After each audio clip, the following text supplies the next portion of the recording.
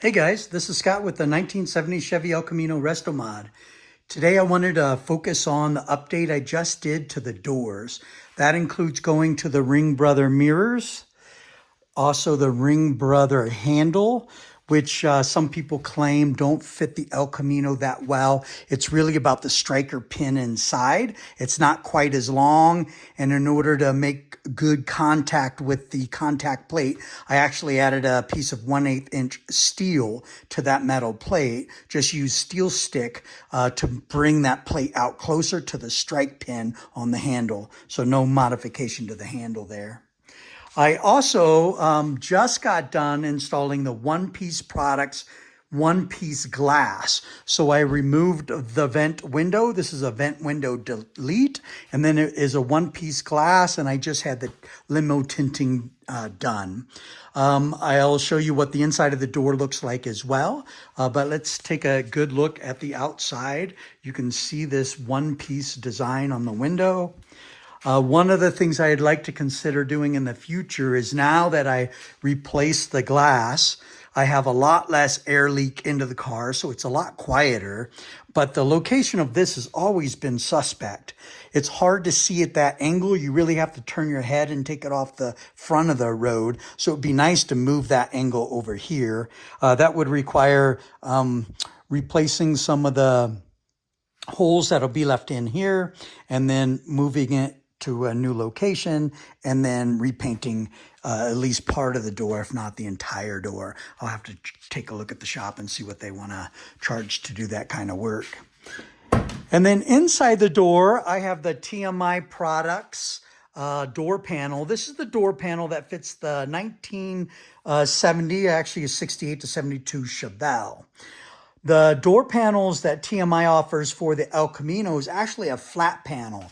It doesn't have all of this contour, and this is all a fiberglass shell, so you really get that beautiful look and 3D shape by going to this type of panel. The reason why it's not recommended is because of the vent window. When I had the vent window installed, this part of the fiberglass panel actually interfered with completely opening the vent. And so you just have to keep that in mind. This was kind of part of, me doing Restomod work, is like, I knew that was an issue, but I really preferred, I didn't use the vent window that much because I have air conditioning. However, once I went to the One Piece product glass, now everything is just a perfect match. It just all makes sense. So inside the door, you can see the scraper here, and there's the scraper on the outside. I did upgrade the scrapers and went with the One Piece Product scrapers, which I like, and it's got a nice tight fit on the glass. The other thing is, I had manual door handles, which I still have, and I had manual vent window opener and a manual primary window opener. But because I already had the holes in the fabric, I didn't want to lose that. Plus, I like that nostalgic look of this type of door handle. So now these are actually, I installed power windows and Nu-Relics electric switches for the vent. This now powers the door locks up and down. They're not actually hooked up yet. I have a couple more wiring things I need to do.